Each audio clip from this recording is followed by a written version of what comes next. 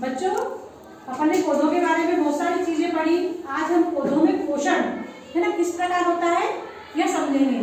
पौधों में पोषण मुख्य रूप से प्रकाश संश्लेषण की विधि के द्वारा होता है। किस विधि के द्वारा होता है? प्रकाश संश्लेषण की विधि के द्वारा होता है।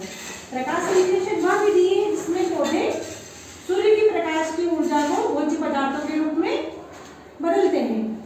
अच्छा बताओ, यह इस मॉडल में आपको क्या क्या दिखाई दे रहा है? सूर्य और पत्ती। सूर्य और पत्ती दिखाई दे रही है और ये भी एक संरचना दिखाई दे रही है ना। बैठ जाओ, शाबाश। पौधे क्या करते हैं प्रकाश संश्लेषण की क्रिया में? पत्तियां क्या करते हैं कि वो वातावरण में कार्बन डाइऑक्साइड और जल को ग्रहण करके सूर्य प्रकाश की उपस्थिति में क्लोरोफिल नामक वर्णक के द्वारा भोज्य पदार्थ बनाते हैं।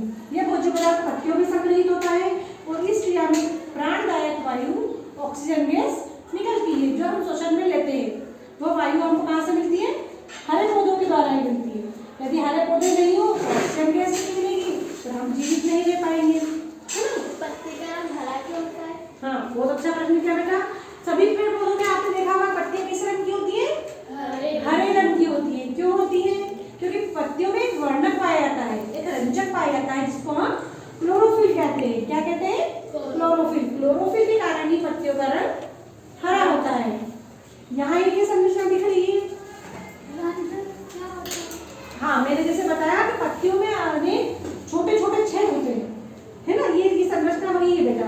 ये रंध्र की संरचना है। पत्तियों की ऊपरी और निचली सतह पर अनेक छोटे छोटे रंध्र होते हैं जिनको हम स्ट्रोमेटा या रंध्र कहते हैं। इसमें दो प्रकार की कोशिकाएं होती हैं, रक्षक कोशिकाएं और एपिडर्मल कोशिकाएं।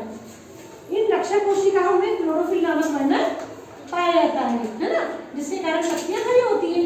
और इस क्लोरोफिल के द्वारा ही इन रक्षक कोशिकाओं में प्रकाश संश्लेषण की क्रिया होती है। कभी प्रकाश संश्लेषण की क्रिया किस प्रकार होती है अपन ब्लैक बोर्ड पे समझते हैं। देखो,